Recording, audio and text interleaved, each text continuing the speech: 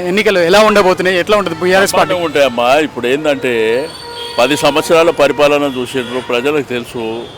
ఇప్పుడు 4 నెలల్లో ఏం జరుగుతుందో కూడా ప్రజల సమక్షంలో ఉన్నాయి. కాబట్టి గొంతుగా ఉండాలి.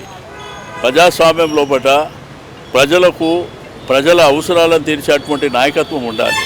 ఇప్పుడు పద్మారావు గారి అనుభవం తెలుసు కదా.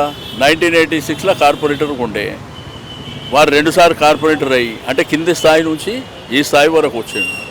అటువంటి వ్యక్తి గెలవడం మూలాన ప్రజలకు మేలు జరుగుతుంది. చాలా మంది పార్టీలు మారుతున్నారు. మీ బీఆర్ఎస్లో ఉన్న నాయకులందరూ కూడా కాంగ్రెస్కి బీజేపీకి వెళ్తున్నారు. దీని ఎఫెక్ట్ ఉంటుందా? నేనేమంటే ఇది రాజకీయాలలో సర్వసాధారణంగా జరిగేటువంటి అంశాలు ఉంటాయి. బట్ అల్టిమేట్గా రియలైజ్ అయినప్పుడు కదా ఈ సమస్యలు అనేవి దూరం అవుతాయి. ఇప్పుడు వాస్తవాలు ఏందనేది రేపు ప్రజల సమక్షంలో తేలుతాయి.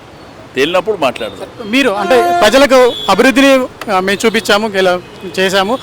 4 మాసాలలో ఏం జరిగింది కూడా చూస్తున్నాం. ఇంకా రాబో కాలం ఏం జరుగుతుందో కూడా మన కళ్ళ ముంగటే కనిపిస్తుంది. కాబట్టి ప్రశ్నించే గొంతుక కావాలి, గట్టిగా నిలబడి ప్రజల కోసం పోరాటం చేసే గొంతుకు కావాలి. కిషన్ రెడ్డి కూడా మేము అభివృద్ధి చేశాము, లక్షల కోట్లు తీసుకొచ్చామంటున్నాం. సరే, అభివృద్ధి చేస్తే చూపించాలి కదా.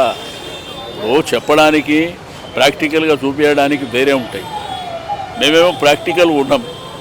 ఈ రోడ్ వేస్తే మేము వేసినామని చెప్తున్నాం, ఈ కరెంట్ వస్తే మేము చేసినామని చెప్తున్నాం, తాగడానికి నీళ్ళు ఇస్తే మేము ఇచ్చినామని చెప్తున్నాం, ల్యాండ్ ఆర్డర్ బాగుందంటే మేము చేసినామని చెప్తున్నాం.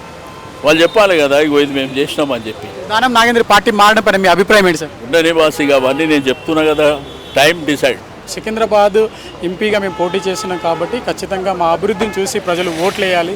మిగతా వారికి మేము అడగట్లేదు. గత 4 నెలలుగా అంటే ప్రభుత్వం మారిన తర్వాత అభివృద్ధి ఏ విధంగా ఉంది, ఎటువంటి పరిస్థితులు ఎదుర్కొంటున్నా ఒకసారి ప్రజలు ఆలోచన చేసుకోవాల్సిన అవసరం ఉంది అంటున్నారు.